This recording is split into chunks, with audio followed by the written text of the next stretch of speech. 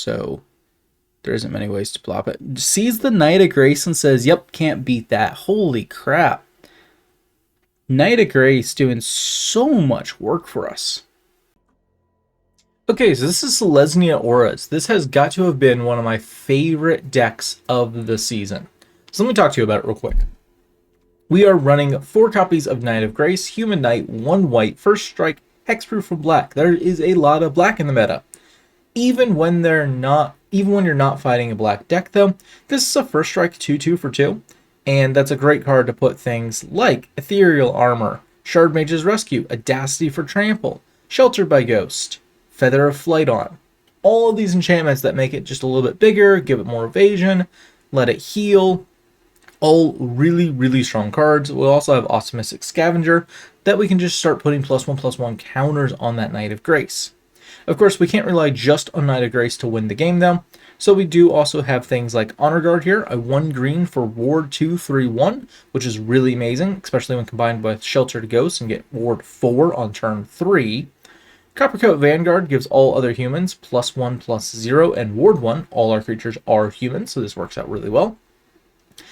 And that really is all our creatures. We're going to rely on one of those 4 to come in, be our aura user, and then get in and win the game. And then the rest is enchantments, auras, and removal where needed. Authority of Councils, I happen to have 2 of these rare that I've been happy with and been using in a couple of decks. It's also an enchantment, so it does trigger things like Optimistic Scavenger. Take this out, add more Audacities and Feather of Flights if you don't have them or don't want them. I would not spend rare wildcards on it. The best thing that this does is slows down Mono Red and Boros Auras, which is meaningful, but it's not where you have to be. It really isn't. Ethereal Armor is one of your backbreaking enchantments. You get +1/+1 for each enchantment you control. That includes things like Authority of Councils. And then creature has first strike. Really good. Shardmage's Rescue, Audacity, Feather of Flight are all your buff or evasion enchantments. Shardmage's Rescue actually being the weakest. Often we have so much ward in this deck that what kills our creatures are board wipes, not targeted spells. So this is another card you could go down on. I didn't see anything in the current standard list that I wanted to play over it, but I've certainly got my eye out on future releases to give me some cards that I can replace with this and sideboard this instead. 2 copies of Get Lost here. I had a couple of these already sitting around. I didn't want to spend more rare wild cards on them. They're really good if you've already got some of these. This helps solve removal on things that we don't get through easily. And often after we've got our big creature, the thing that we need most is the ability to make sure it gets in. Get Lost does that. The map tokens are meaningful for the opponent, but not a big enough deal that we want to worry about it too much. Ossification, Sheltered by Ghosts, just remove creatures, planeswalkers, other non-land permanents. More ward, more lifelink, more enchantments, all good stuff. Split Up is the best removal for us because we get to choose tapped or untapped creatures. Or this is often a way that we can choose to avoid our big enchantment creature while still getting rid of a lot of their creatures. Really, really impactful. I used to have new Benelia's Light here on 1 green and white, and that was pretty good. Vigilance, Trample, Lifelink. Once during your turn, you cast an aura equipment spell from your graveyard for 2/2. This really likes the auras and enchantments that we're trying to lay down anyways, because they've already got some of the keywords. You can play this down turn 5, go grab Shelter or Ghost from your graveyard. It's great stuff. It's just too slow. Split Up is what ultimately replaced this, and I was much happier with that change. In a different deck entirely, I was trying this other Danitha at 5 cost for Strike, Vigilance, Lifelink. When it enters, you may put aura equipment card from your graveyard or hand and attach it to her. This just fetches the Ossification, Shelter by Ghost, and a couple other things from your graveyard, maybe not Ossification, from your graveyard, and puts it on her and then just helps you win. But 5 costs is a little high for this deck. And then the sideboard, whatever Scry, Surveillance, and Fast lands you have are great. The lands are really the only card filtering you have in this deck, so they are quite meaningful, but play what you have. Restless Prairie is not a requirement, but it is nice against the control matchups where they board wipe you and they only have just a little bit of health left. Restless Prairie can turn into a creature and get through for that last bit. All right, let's go ahead and play the game. This is a keepable hand. We go Thicket into Authority of Councils. I don't think there's a reason to wait for Authority of Councils. If we had our Optimistic Scavenger, I'd probably do it turn 2. Ruthless Negotiation. Gonna go ahead and get rid of the Ossification. Generally, this deck is low enough to the ground that it's hard to deal with. Or rather, it doesn't run many creatures, so there isn't many ways to plop it. Sees the Knight of Grace and says, yep, can't beat that. Holy crap. Knight of Grace doing so much work for us. This is a pretty weak opening hand. We can Restless Prairie, turn 1, do nothing else. Turn 2, drop Vanguard, Ossification. But then if they remove Vanguard, we're done.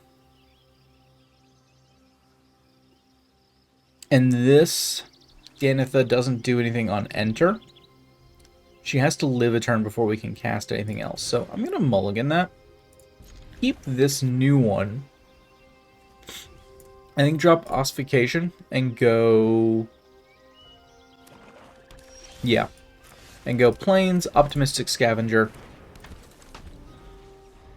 Probably turn 2 Honor Guard. Deep Cavern Bats. We'll see what we get to turn 2. We probably still get to turn 2 Honor Guard. They're probably taking Sheltered Ghost. Yep, they do indeed. No big surprise there. Yeah, I still think it's Honor Guard. We're willing to trade our Scavenger for their bat here, so we do swing. They are not willing to take that trade.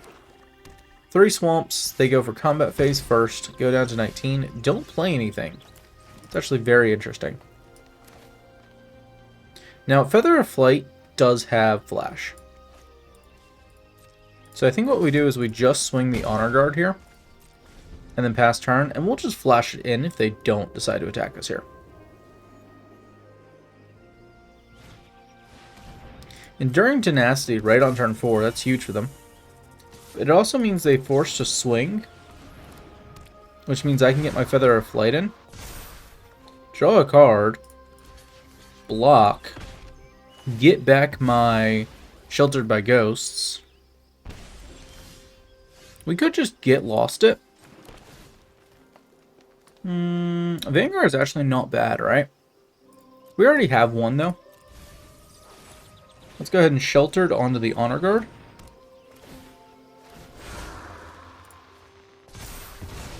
Now we have 8 damage. They go down to 10. We go up to 23. Honor Guard has Ward 4, which makes it really hard to remove and get their thing back. Case of the Uneaten Feast. We could get lost that. Amelia gets to explore immediately. Finds the second Amelia. They do bin it. Ooh, Ethereal Armor. Do we have enough to play both? We do. So we can actually play Get Lost onto our Honor Guard. Make it a 6/2 flying. Put another +1/+1 on it. And that should just be game. Ethereal Armor now on it as well. We have 15 flying. They go ahead and scoop before I can swing. Yeah. Auras. Climb Diamond with Selesnya Auras. Pretty solid showcase there. I do think that mulligan at the beginning was super crucial, though. I don't think we could have won with that hand. Would have been real hard to win with that hand. We also could have mulliganed down for the Knight of Grace and said, bet they're black, and we would have been right again. We have seen a lot of black in the current meta. So, Forest, Restless Prairie, double Authority of Councils, Scavenger, Rescue, and Feather of Flight. Man, if we can keep Optimistic Scavenger alive here, this actually is a pretty good hand. If we can't, we just get blown out. I'm going to try to keep it. I'm feeling risky. See what the opponent's got. What I'd like to see is actually a Plains draw. Doesn't even matter which Plains. Like, as long as it's a fast land of some sort with white on it, we're a really good turn 2 here. Unfortunately, Restless Prairie does not give us card reveal. So no Surveil, no Scry, none of that. We find the Audacity off the top of our first draw. It's a good card, not exactly where we want to be at. Their Authority of Councils comes down. We find a second Optimistic Scavenger, which I guess is fine. But we do not have the ability to protect it. So I think we just go Audacity immediately, spend our mana. This becomes a 4-2 with the Audacity and the +1/+1 counter. Hard to say if we need the Authority of Councils against this opponent, but it's 2 +1/+1 counters for both of them. And maybe some inconsequential life gain. Shardmage's Rescue off the top. I think we Feather a Flight and draw a card. Opponent might have the ability to kill something here. They certainly are acting like they could do a thing. I suppose it could just be that they could kill one of our lands. We find Temple of Plenty off the draw card. We find Forest off the top of that. It's not really what we need here. Can we get in for the 6-3? It looks like they're going to let us. I'm not sure if they've got a card to act with us. They have Smite. Okay, that's fine. We get an Audacity draw, and we find Knight of Grace. And now I think we can actually start protecting our cards a little bit better. Knight of Grace comes down next turn, and we hold up Shardmage's Rescue. Then we do Scavenger and hold up the Shardmage's Rescue. And we can actually start swinging some pretty good damage and not give them much room to interact with us. Now, this does look like it could be a mono-white deck. They go ahead and Demolition Field the Prairie. And with it being mono-white, we've got to worry that they have the ability to hit us pretty hard with sweepers. So Sunfall and Day of Judgment specifically. They're about to be at 4 lands, so we know that they have those options now. So there's an idea of not running out maybe the Scavenger. We find another creature, though, in the Vanguard, and so I'm fine to actually let that do the work here. Again, not using my last white mana because I need Shardmage's Rescue to protect Knight of Grace here, because they are a white-only deck. They play another Demolition Field. Are they going to destroy our second Temple of Plenty?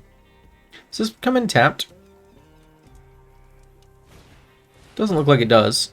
They go ahead and play Caretaker's Talent. Leave themselves open 2 mana. But they can no longer Demolition Field, so that's no longer in the cards for this turn. We can be pretty certain they're mono-white, since then they Demolition Field, they went and got another Plains. If they were another color, they would not have done that. They would have gotten their other color. They do nothing. And it's our turn. We find another Plains, which is actually pretty big. So we can go Scavenger. They gain 1 life. We can go Authority of Councils. Put the +1/+1 on Knight of Grace. And nothing we can do with that green mana. So we go in for 3, hold up the Shardmage's Rescue again. Are they going to copy Authority of Councils? They can't do that, right? This only makes copies of tokens. Archangel Elspeth comes down. They create a 1/1 creature token, which comes in tapped. They do get to draw a card. We do have enough to just blow out that angel. They make Caretaker's Talent level 2. They create a copy of the token, but we just gain more life. They don't get to draw another card. Interesting choices. A second Authority of Councils comes down. It is a good card. No diss there. I do think I'm going to go ahead and use the Shardmage's Rescue so that Knight of Grace becomes a 5 instantly. This is really interesting. So now we can actually Sheltered by Ghost. I'm going to drop it on the Scavenger this time. Sheltered by Ghost is going to take the Caretaker's Talent. We're going to put another +1 on Optimistic Scavenger. We're going to go to combat. We're going to 5 damage Elspeth, 3 damage their face. Hold up.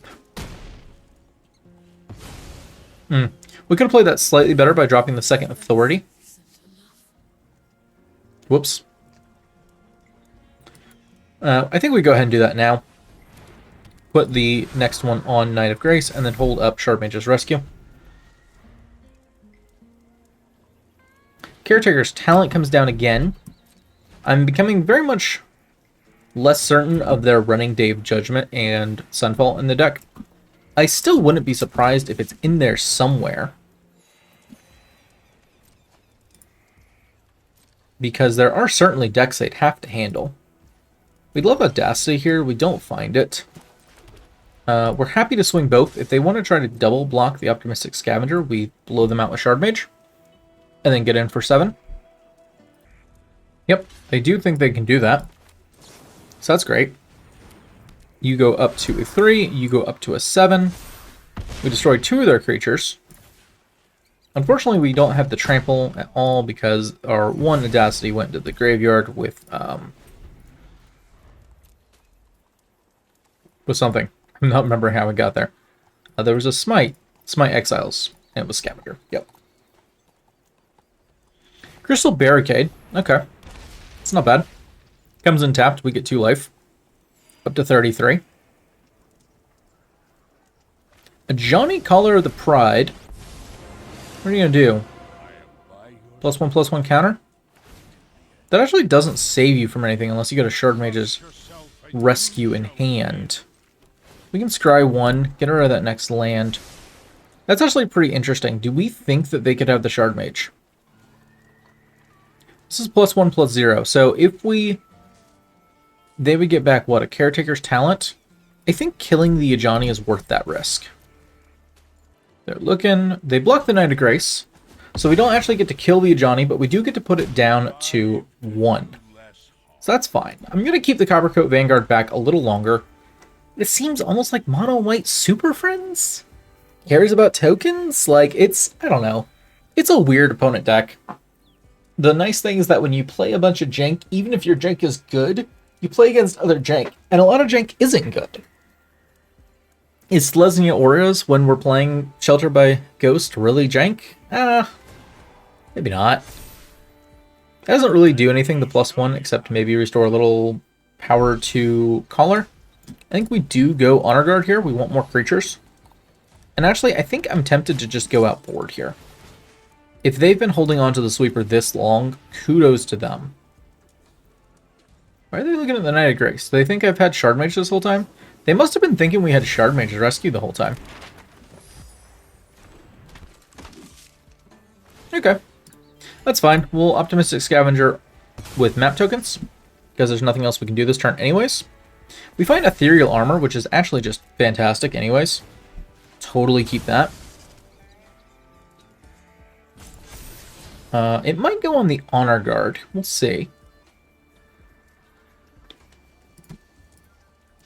We'll swing at Ajani, but it won't work. They'll Crystal Barricade block here, almost certainly. I don't think they need the hexproof, but apparently they decide not to. For whatever reason, they think the Crystal Barricade is more important. Prevent all non-combat damage that would be dealt to other creatures you control, except I'm all combat damage. So, like, what are you actually getting out of that? Alright, we'll Ethereal Armor onto the Honor Guard. We will put a +1/+1 counter on Scavenger. We're swinging 8/6, 9/6, and 2/2, all face. This is absolutely insane amounts of damage. Herald of the Eternal Dawn comes in. Which means I guess they can't lose the game now unless we kill Crystal Barricade and then remove... Yeah, okay. This is honestly still fine. We have the ability to blow them out here. Retreat comes down. Uh-oh, okay. I see what they want to do now. So now it's really a race for us to find Ossification, Sheltered by Ghosts, before they find... Do we need another plains? No, we need a forest. Enough lands to win the game. And they immediately go get 1. They probably created a 2/2 Cat Beast. They draw a card. We gain more life. Like, we're so far away from losing this as well. But, of all the cards, this can get bad real quick, as we're already seeing. They probably... Well, they swing in with a 7/7. It's got Vigilance. Yeah. Split up. Holy crap. I think that's good game. I think we do go ahead and swing board first, so that we don't destroy our creatures. Does the split up win us the game? I'm not actually sure. This prevents non-combat damage, but we're not doing damage. We're just destroying. I think this is GG. An opponent doesn't even know it. They can't block with... Okay, yeah, that's probably their only valid block.